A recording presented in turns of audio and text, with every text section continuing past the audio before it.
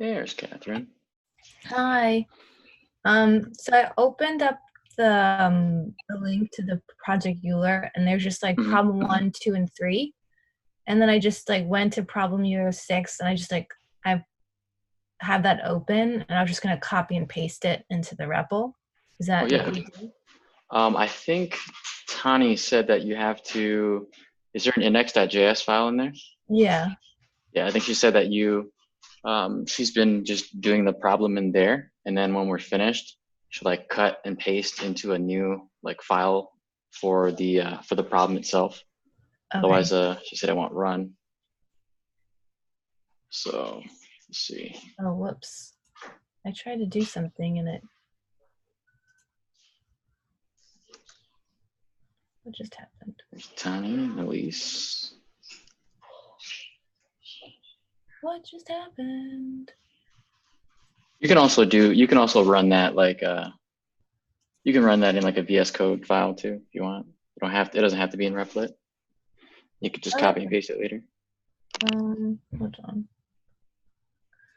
Whatever you like. Bryant. Man, it's been awfully quiet today. Hey there. This build week is so scary. It has been really, really quiet today. I'm worried. Like I'm worried like, man, are my group mates like doing that well? Like they're doing really good, or like they're just out here just trying to work the struggles. I think maybe it's we don't realize how behind we are. Like we were kind of talking about yesterday. Sometimes you don't realize like How did everyone how do you're like their? doing. Oh, I'm sorry, Brian. Go ahead. Go ahead. I was just wondering how everyone went about like in their groups doing their algorithm, because we just started planning ours out and just got into the basics of it, and we're doing like a spiral pattern essentially, but like with straight lines, and we're not sure. We haven't like tested it out yet, so we're not sure if it'll work, but that's what we're going with them for now until proven otherwise. What about you guys? That's cool. No idea, to be honest. We're Hey, looking we at just started planning, so don't worry. Yeah. You want me to tell you what happened during my build week that we did this? Totally. Um, we're still waiting for some people, huh? Anyways, oh, here we go. There's Luis. Luis. Who else were we still waiting for? Oh, Beta. Sorry, I'm late. No problem, man. Oh, Beta, I believe it's gonna be like 3 o'clock in the morning where he's at. 3:30, I think. You 3:20. traveling? He's like on the other side of the planet. Like, yeah, he's traveling. Yeah. So he's the only one that isn't Wait, here, where right? is he? My internet froze. Oh, Or my, he's just traveling. He's visiting some family oh, that's so fun. overseas. Okay, so in case he doesn't make it, I mean, we have this video recording. So I guess I'll just wait till everybody goes through their day, and then I'll share mine, how my build week went. So let's start with Bryant, hailing from the car. Yeah, in the car. Breakthroughs. Breakthroughs. So I've been we're in a pretty good place with our models and algorithms, I think, or I don't know. We're in fine shape. Today I started looking into like the graphics part of it. And we're, for some reason, I think it's a mistake, but we decided to go with Django like templates for our UI, as opposed to like building a JS framework like React around it. I think just because we want to take That's on not a the mistake. Well, That's it's not a I said that's actually a good idea. It's so you get more experience with different technologies. Yeah, exactly. Yeah, I just have to figure out how to do that. So I'm trying to take the lead on that. I mean, I am taking the lead. I've been trying to do a good job taking the lead. But I guess breakthrough, I don't know. I downloaded Jenga's website and got it running on my machine. And so I can kind of see how they're doing some graphics and interaction there, figure out like registration and login. So yeah, I don't know. I just need to keep working away at it. So kind of a breakthrough. Is anyone else using? What's everyone else using for front end? React. React. Yeah.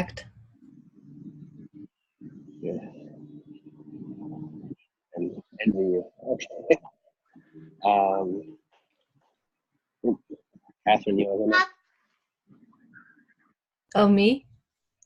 Yeah. Oh, yeah. Since you answered last.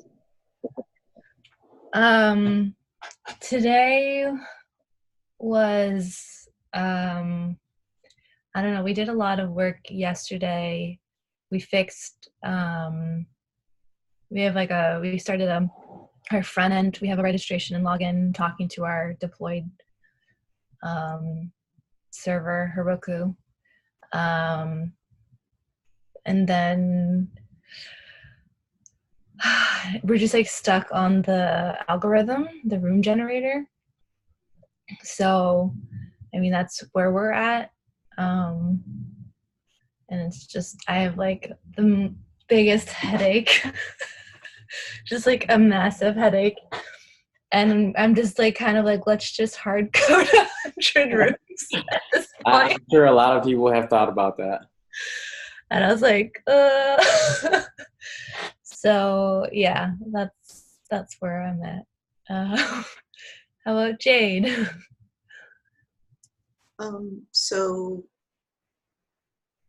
Breakthroughs, only one, it's kind of a small one, but we kind of decided to go with a design aesthetic that's kind of like a synthwave cyberpunk Tron-esque Blade Runner thing. We were talking this morning and someone said talking about it being a grid, and I just kind of went immediately there. So that's really the only breakthrough. We're kind of stuck on the algorithm as well. I'm excited to see it. It's awesome. Yeah, Jade came up with this aesthetic, actually. She's being modest, and it's very cool. Thanks, Tony. But yeah, that's it really. Next, I guess, Luis. So our backend's like very nearly complete. Just lucky. We got it generating a map and doing it different each time. So it's just more fun. I don't know. It's not the same game every time you play. And then our front end's starting to come together. We were just trying to debug right before stand up. But that's kind of breakthroughs were more about struggling through using Formic than like anything else today. So we managed with some help to get through the first of the major bugs we found, and I think we'll probably be good on MVP like tomorrow, maybe, assuming that like nothing explodes or falls apart. So, it's going. Nice. Hey, Luis, I was switching my audio from the laptop audio to the headphone audio when you were talking. Did you say that you guys like flew through the algorithms part, or how did you guys? Well, but So can you share any tips for the crew here that also may be struggling? Maybe anything that could help lead them to the I guess a revelation, a better. Go through the sample world generator thing like line by line and really try to follow what it's doing, because once you can do that, then being able to build your own is kind of superficial. Yes. There you go. Okay. Cool. Thanks, Luis. And who do we have left? We got Luis? Elise and Tani.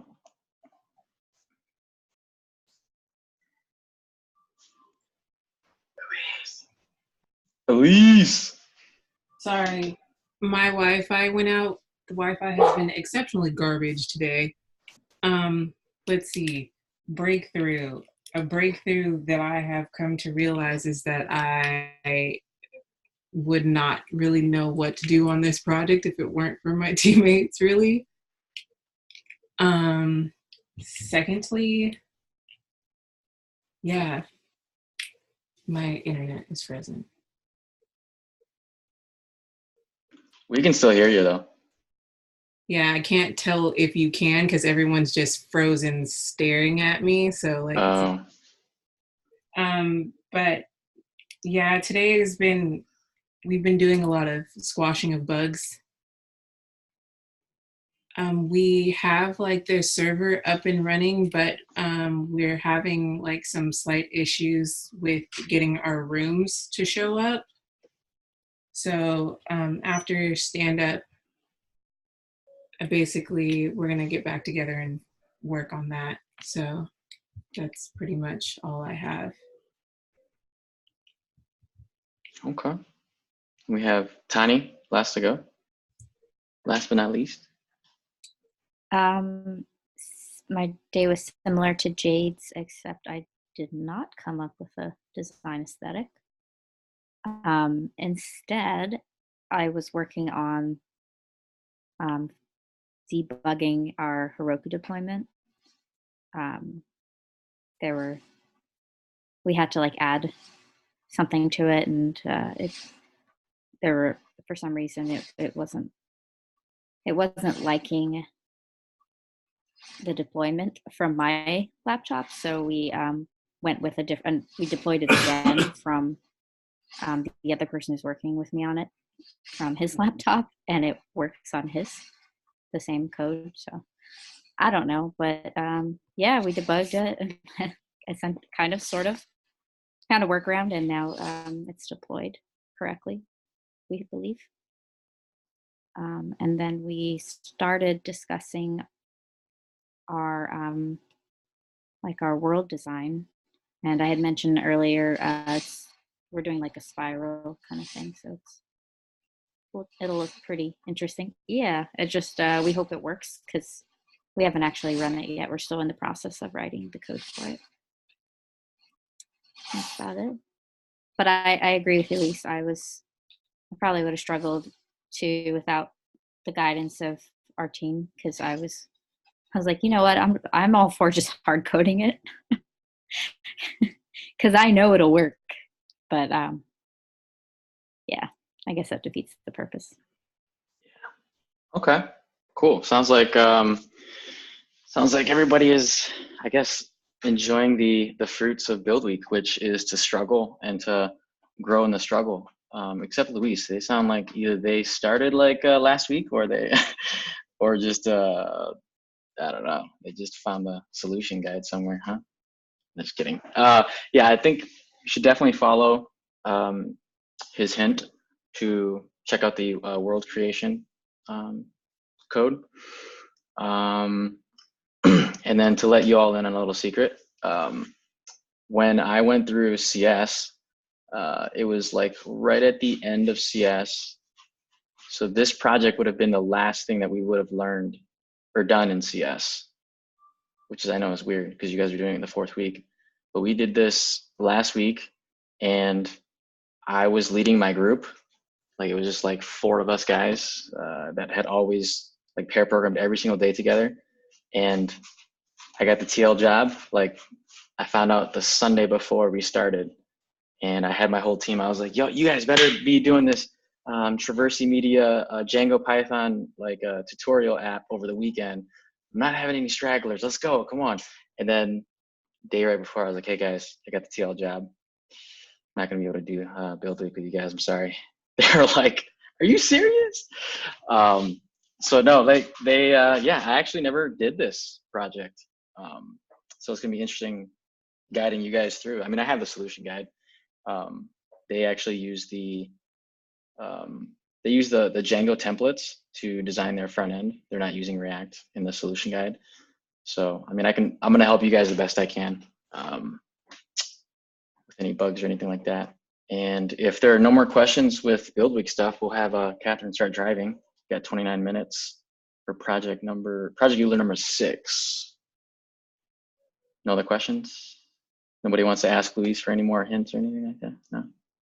No? Okay.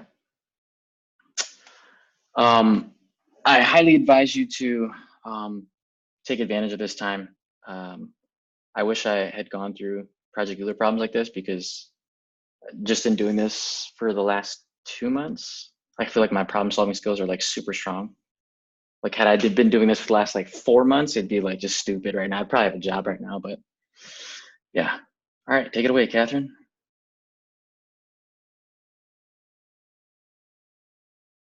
You're muted, Catherine. Sorry, I've got like so many screens open. I'm just like making sure I've got, hold on. Desktop 2, share. Can you see my screen? Yep. Okay.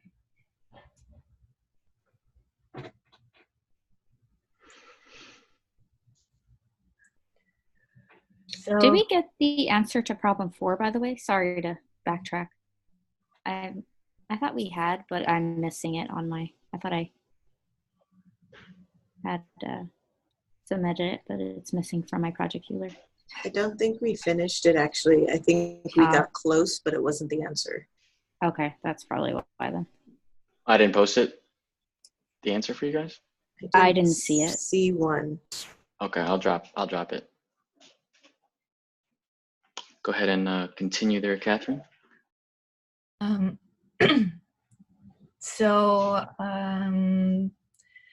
the problem is the sum of the squares of the first 10 natural numbers is 385.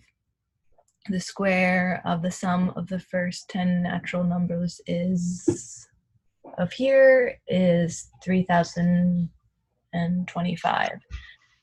Hence, the difference between the sum of the squares of the first 10 natural numbers and the square of the sum is this. Find the difference between the sum of the squares of the first 100 natural numbers and the square of the sum.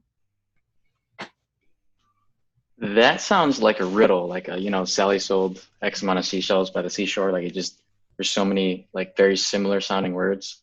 So Yeah. I had to read this like 20 times when I was doing it. Yeah, this is the first time I read it because my brain is fried. Yeah.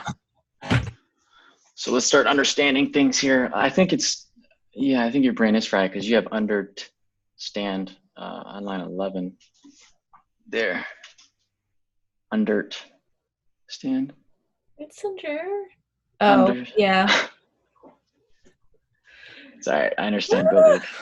It happens. All right. So what do we know about the problem?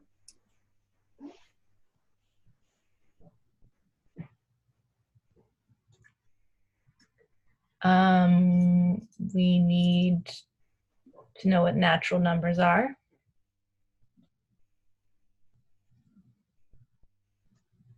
And they are, I think they're the positive integers, so like whole numbers. And sometimes 0 as well. Oh.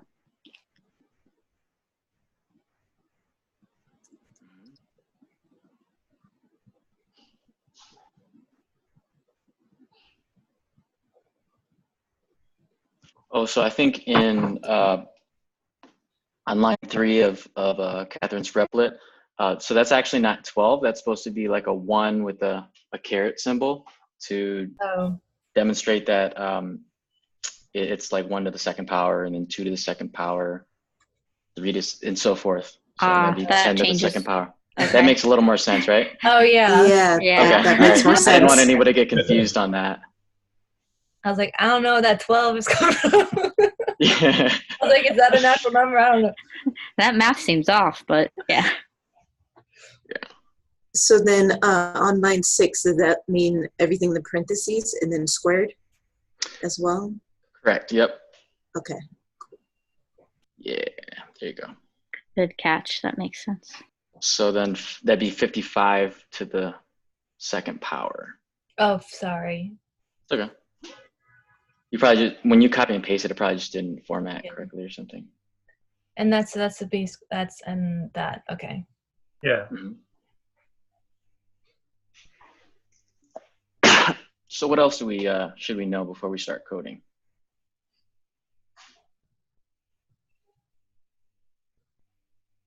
I mean, we know that it's the range. It wants the first 10. The squares are the first 10. Mm-hmm.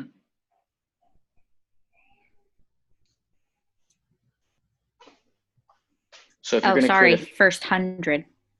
The difference is between the sum of the squares of the first 100 natural numbers. The square of the sum. So if you were going to create a function, how many inputs would you have your function take in, and how many outputs?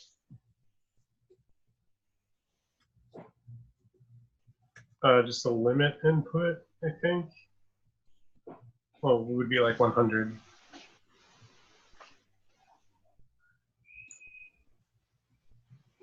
And what about output?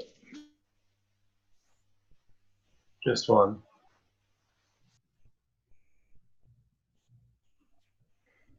Yeah, because it's asking for a number, which is the difference between the sum of the squares and the square of the sum. Nice. So maybe we could do, maybe we could fully flesh out the example on line 3, or do our own example, something that's like simple. That way everybody can kind of see, can visualize like what's happening at every level through every iteration, kind of like how Python Tutor does.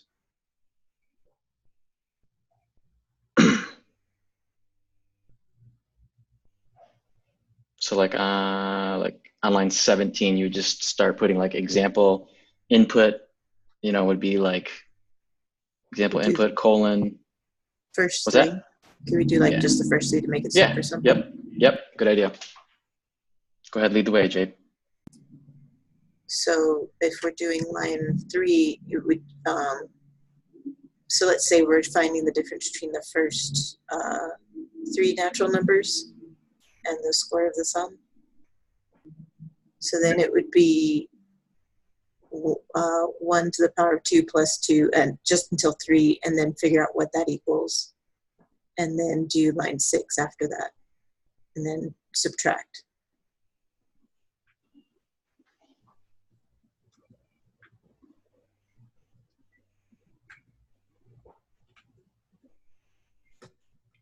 Plus. Guys, I'm fading fast. We got you. We got you. It's one of those days. It's good though, because you guys are going to get these extra reps in that a lot of other students won't be getting in. I mean, because their brains are fried, but they're like going to like lay down or something. Your brains are fried and you're just, going another lap or so. So That should be 14, I believe. Cool. Yeah. It's Like, like 9 I plus don't 4 know. plus 1. Yeah, Yeah. it's like 9 plus 4 plus 1.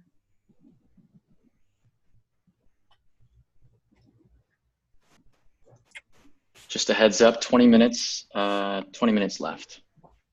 So try to get a pseudocode brute force solution within that 20 minutes. Wait, is that what we would do? Or would No, 19 be like 1 plus 2 plus 3? It would be Oh. 1 plus 2 plus 3. To the second. Yeah.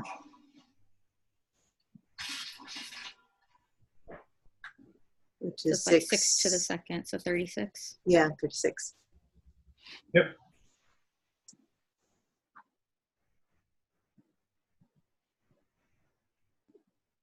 And then just need to subtract.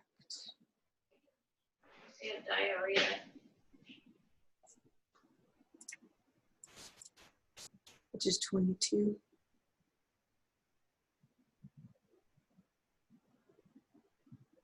It's interesting because they said the difference between the sum of the squares and the square of the sum. So technically it would be like negative, right? Does that matter? Or no? Because they do it this way. That number first. Oh yeah, you're right. I'm sorry. I was They just just want like reading the, line I think they just, 9, yeah, they the just want like positive. yeah. Okay. So they want like the absolute value of. Okay. Cool. So then our output would be 22, right? Our example output.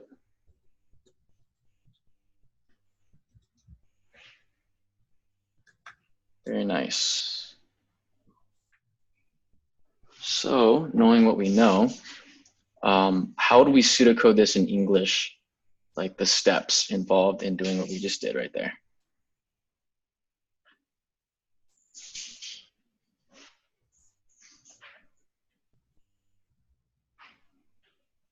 And also, before we even do that, I forgot to ask, are there any constraints? Like, can you use negative numbers? Can you use decimals?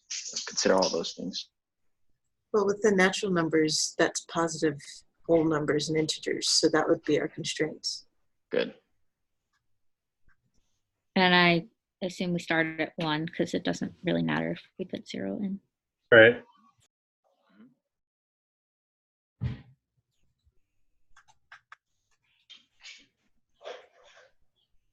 By the way, for anybody wondering, Elise, her internet was very spotty, so she's trying to go around the corner to a Starbucks to get better Wi-Fi. That's commitment, man. I don't think I'd be leaving my warm house right now.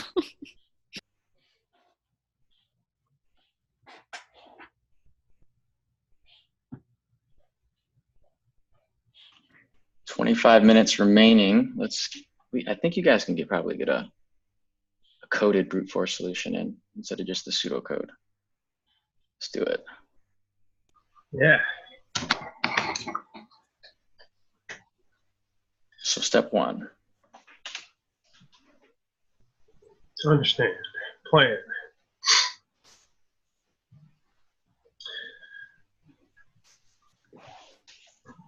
So the function will have to have 2 sort of sub-functions.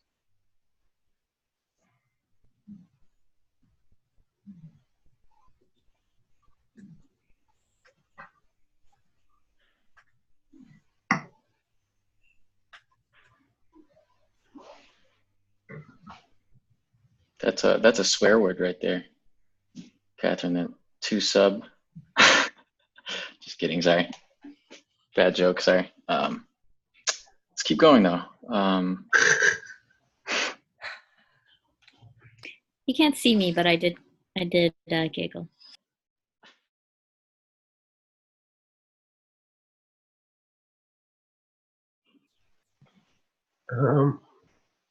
What are those sub functions going to do, Luis? Well, we'll find the square root of each number from 1 up to the limit.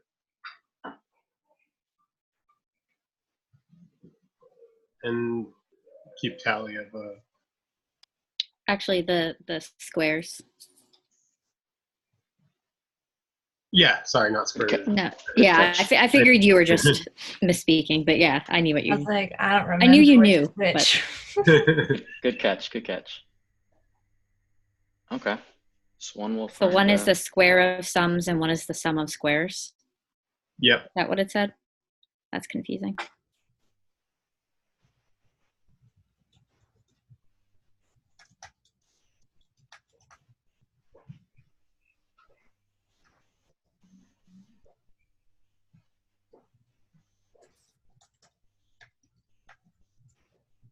So the idea here is to like componentize, Luis, like that, like you want to make like basically like 2 helper functions, like one that will handle like the squares of the sum, the individual sum of all the squares, and then the square of the sum, and then you want to add them into like a main function, right? That's the idea. That would be smart. Yep. Okay. So like our main function is like find the difference or something. Is that Yeah. right? So like our main one finds the difference, but then the other ones just get your totals. Yep. Cool. Sums, if you will. Very good.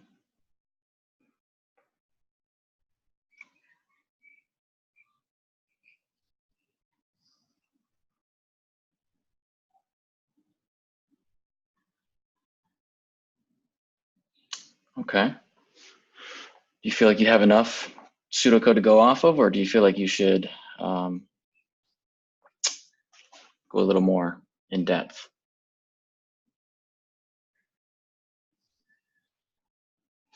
It's probably enough. I mean, yeah, we just need to Okay. iterate through our list. Make Okay. sure we hit all the numbers. Let's do it.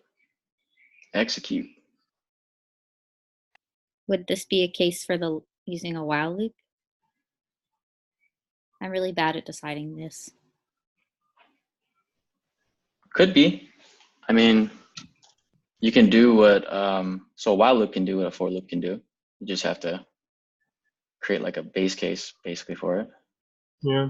While loops are generally used when you're not sure exactly when it's going to end. And for loops are usually, I mean, they're almost exactly the same, but under the hood anyway. But So this is more like a for loop situation, actually. Mm-hmm. yeah, you got it. My bad. You got it. No, it's good. It's good. Ask a really, really good question to ask. Yeah. Thanks Like for the anytime you see the clarification. word, what's that? I just said thanks Oh. for the clarification because that actually helps a lot. Anytime you Thanks. have like, anytime you see the word limit, like you just know like that's where my code is going to stop. So usually you can, it's a little bit easier to use a for loop with that. But yeah, like Luis was saying, if you don't know like when you're going to finish, I guess you could just use the while loop. All right. Okay, so the next step would be to start a for loop or one or the other, or I guess define a new function. I'm not sure which one. Sorry. So we need like two helper functions then, right? Yeah. We need like square of sums and sum of squares or whatever you want to call the functions.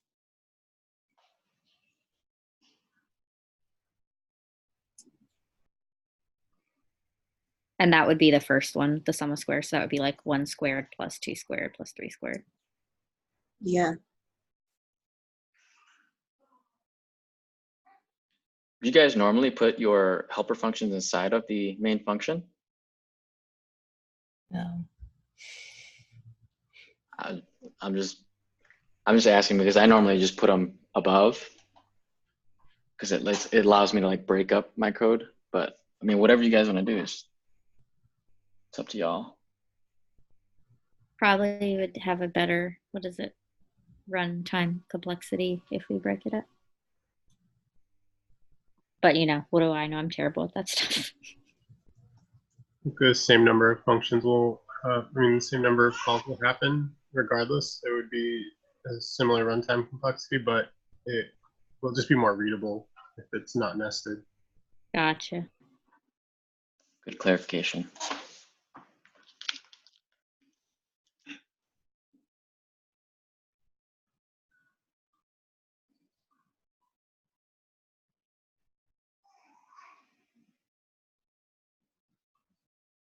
Let's see, 18 minutes left on the shot clock. Okay, nice. So these would also want to take range, yeah?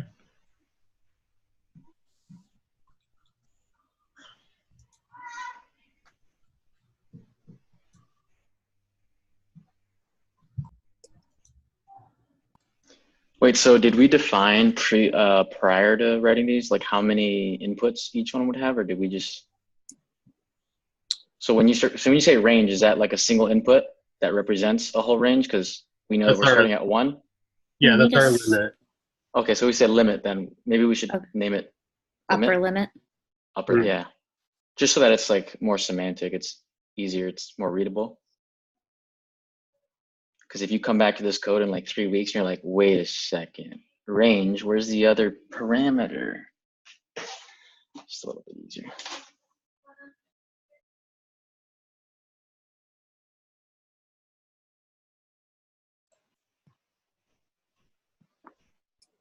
both helper functions will have a for loop that will run through each integer. Yeah, for let I and But they'll start at 1. Yeah. Yeah. nice. Is it inclusive? Yeah. Yeah. Yeah.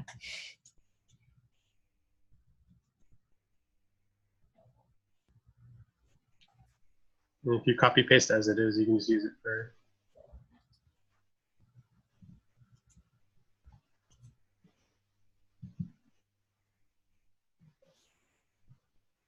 Beautiful. All right. So I think what we'll want to do is actually, if we can push this down a line in between 36 and 37, we will want to define like a counter to keep track of our total. Perfect.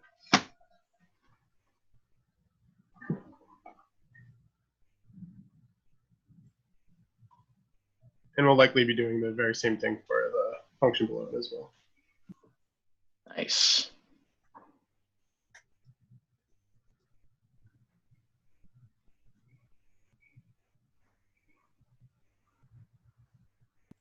Yeah, and then So then it's like what I star star 2 at some Sure. point, I don't know the appropriate point. Yeah, we want count to equal whatever the current count is plus the result of I to the second. Yeah.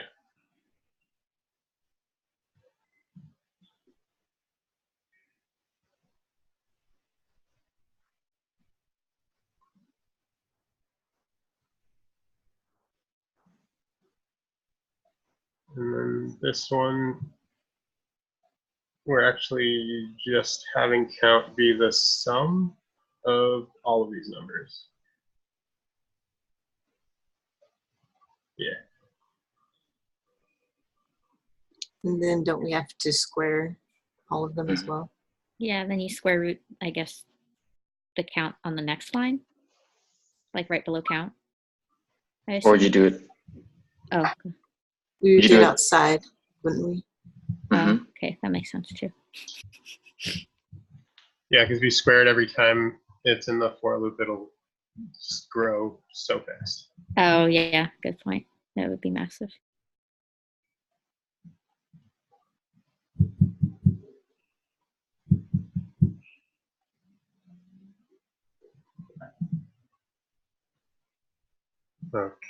Okay.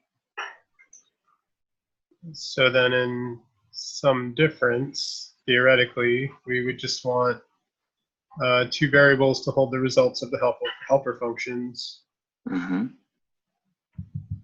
But they have to be positive, right? Yes.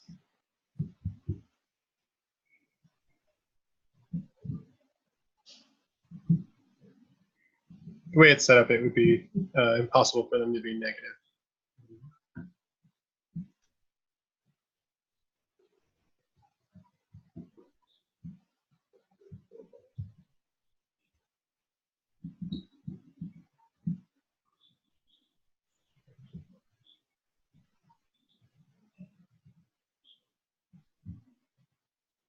Yep.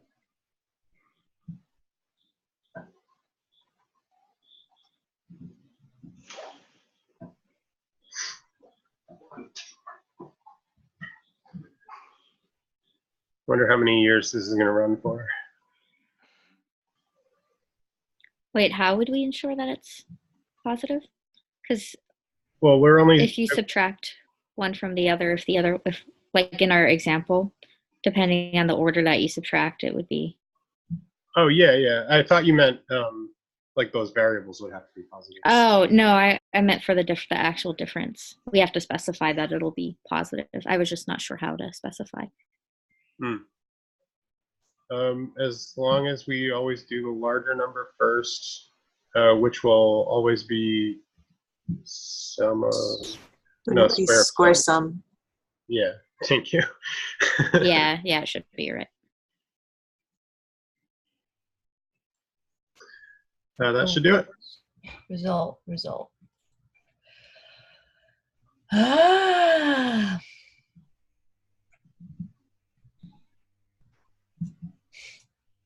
There you go. This is like doing wind sprints after you've just like had a really, really hard practice, right?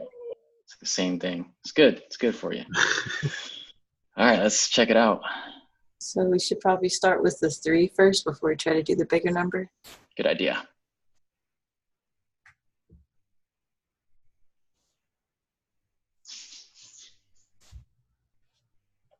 It did it, but it took a while. So now it's asking for the first 20 numbers, right? First 20 natural numbers. 100. Was 22 the right result? I thought we were supposed to get 24. I don't know if I'm No, just... it was 22. Oh, good. Let's do 10 and see how long that takes. Okay. Yeah. Not too bad. Not too bad, yeah. Okay.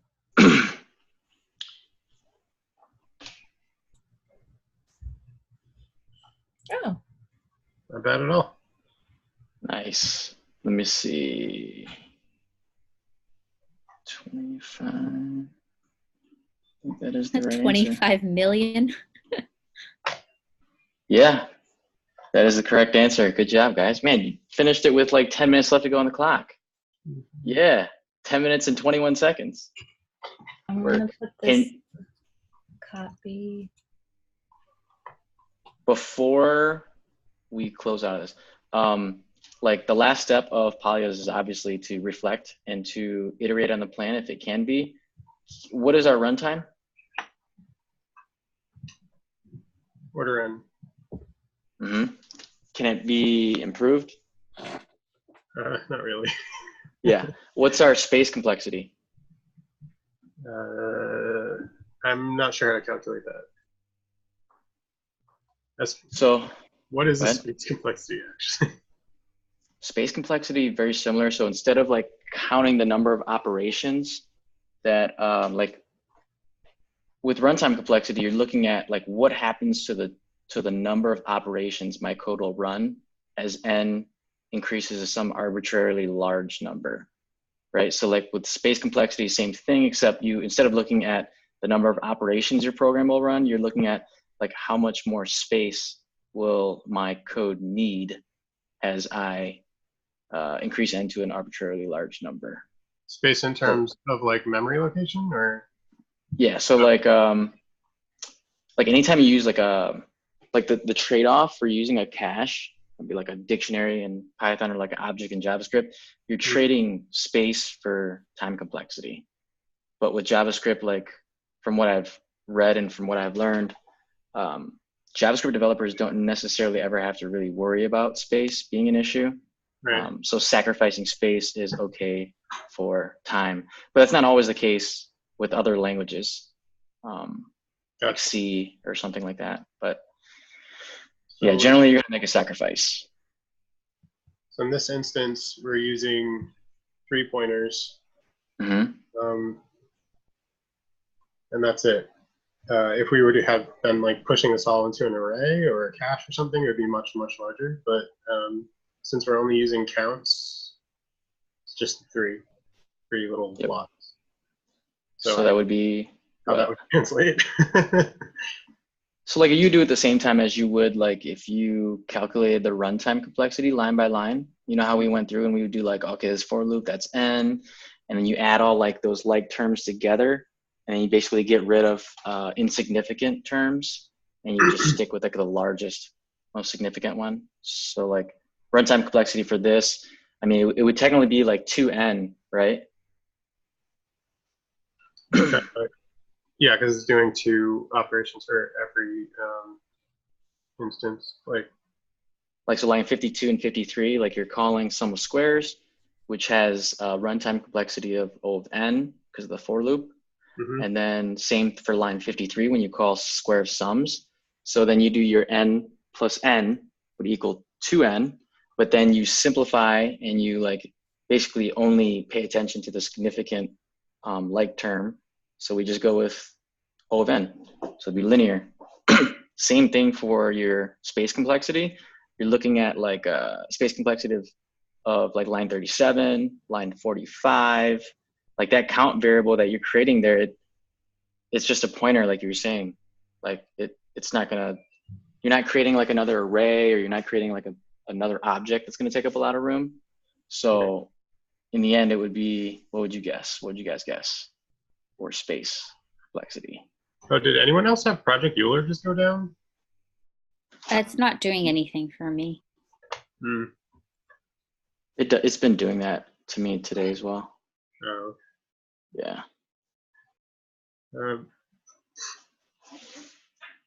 Yeah. Well, I don't know. what would you get? What would you guys guess? Space complexity. Let's take a wild guess.